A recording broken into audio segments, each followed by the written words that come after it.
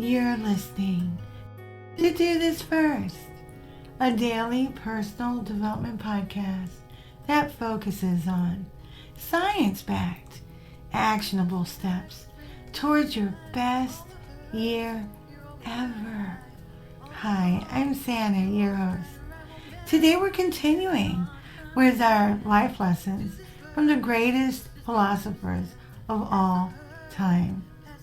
With this series, like most of my series, I always try to pick at least a couple of philosophers or a couple of people that are maybe not as popular or as well known as those that you always hear about. And I did that with our focus today, which is Peter Abelard. Peter Abelard was a prominent medieval philosopher, theologian, and many say that he was the preeminent logician of the medieval times.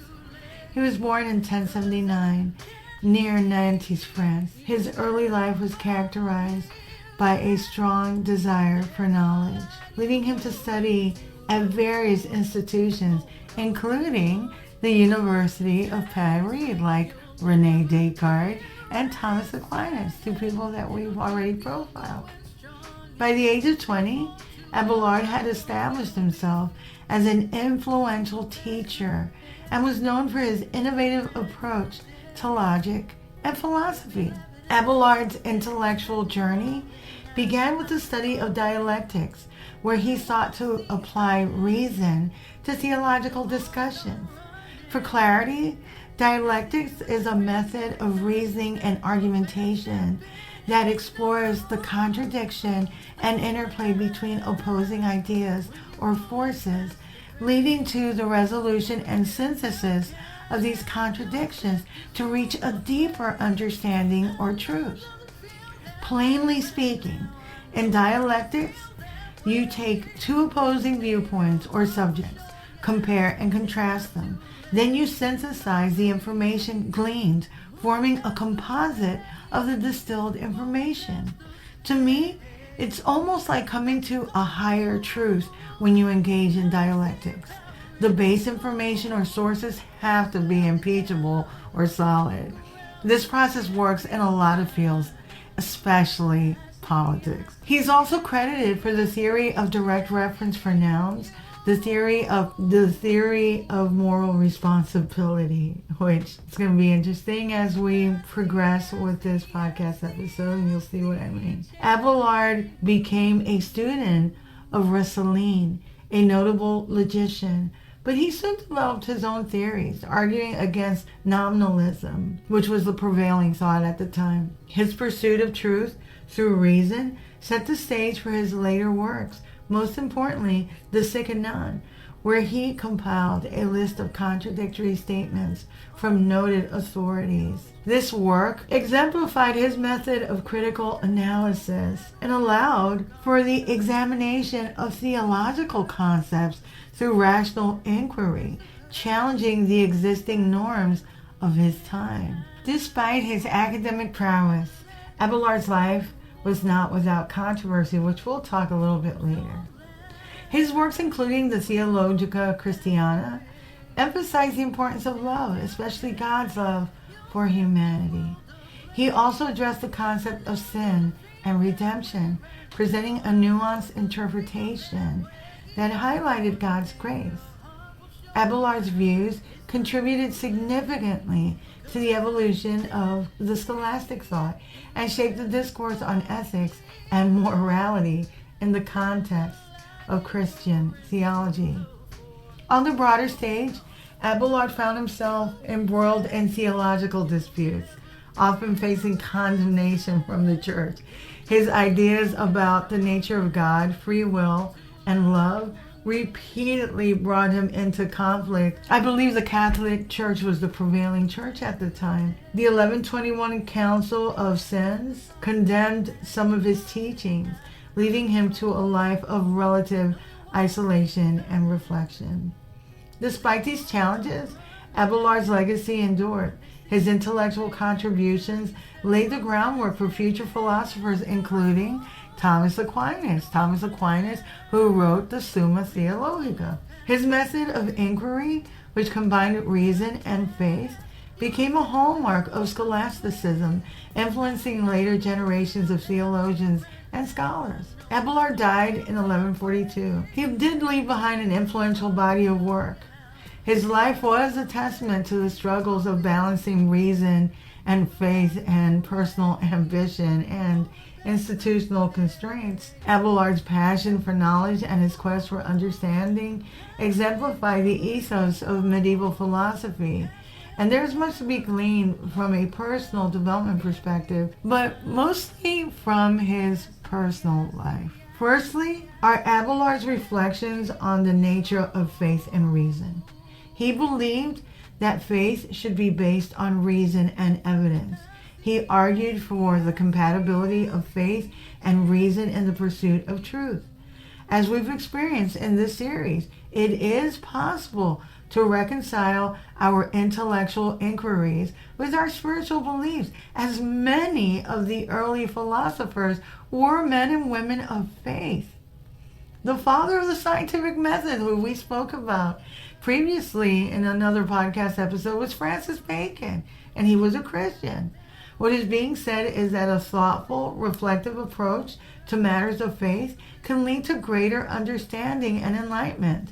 All faith walks are included in that statement. Abelard faced numerous adversities, including excommunication, as we talked about, and personal tragedies. He, however, did continue with his intellectual pursuits, albeit in isolation after his fall from grace. Perseverance is key to overcoming obstacles, another very important personal development lesson, making the best out of unfortunate situations. Abelard often challenged the prevailing dogmas of his time, advocating for a more personal understanding of faith and ethics. There's little doubt that he was probably one of the brightest in his era. I mean, there's little doubt of that. However, one could say that he failed to uphold his own ethical principles, which in turn had a disastrous result for everyone involved. Abelard was an established scholar who fell in love with a young student, Heloise, which inherently created an imbalance of power. This relationship dynamic raises significant ethical concerns about the nature of consent, as the influence a teacher has over a student can complicate genuine feelings and lead to questions of whether true consent can ever be given.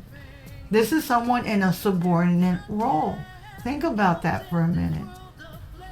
Abelard, who was known for his philosophical teachings on ethics and morality, failed to uphold these principles in his personal life. His passionate pursuit of Heloise was probably not even 20 yet. His passionate pursuit of her tragic ethical lapse. He let himself be consumed by his desire and essentially ruined her life and his. Firstly, there was a societal fallout due to the fact that he was a cleric for the Catholic Church and looking forward to a career as an ecclesiastical teacher. Cleric could not be married and absolutely not engaging in any form of immorality either. They were not married when they started engaging in an affair. Everything was done in secrecy to protect his career and Heloise's standing, who, by the way, Heloise was sort of a child prodigy. She already had quite a reputation as being an intellectual, even at such a young age, even though we don't know the exact age. I want to preface that. But some have her as being between 15 and 17, and others have her being in her early 20s. They were not married when they started engaging in an affair.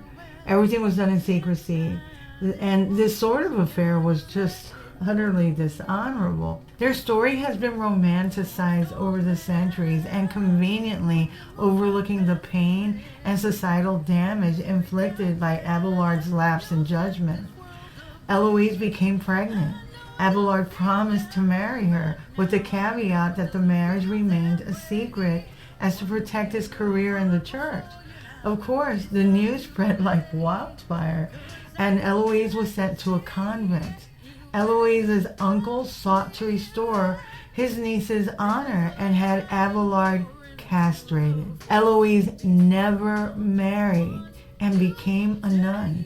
Abelard, of course, was excommunicated, and he lived out the rest of his years castrated and in isolation as a monk. The personal development lesson and overall life lesson really is to prioritize moral duty and ethical considerations over desire when forming personal and professional connections. Abelard's ethical failures had a significant negative impact on not only his life, but the life of others like Eloise and their son, who never knew his father nor his mother.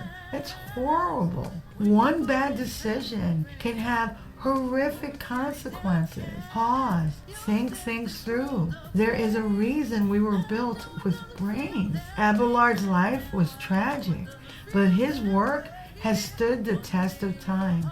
Despite his failings, his emphasis on intellectual freedom and faith are important considerations as we move forward in life. Abelard's growth post-tragedy was remarkable. Here's a quote before his fall. By doubting, we are led to question. By questioning, we arrive at the truth. Absolutely. Here's a quote after his fall from grace. The men who abandon themselves to the passions of this miserable life are compared in Scripture to beasts. That says it all. If you like what you're hearing, don't forget to leave a review. You can also read a full transcript of this podcast episode and all of my podcast episodes on my blog, dothisfirst.life. You can also follow me on YouTube at Do This First. You can also sign up for my new weekly newsletter on dothisfirst.life. Tomorrow we'll continue with life lessons from some of the greatest philosophers of all time. Till tomorrow. Moving past the red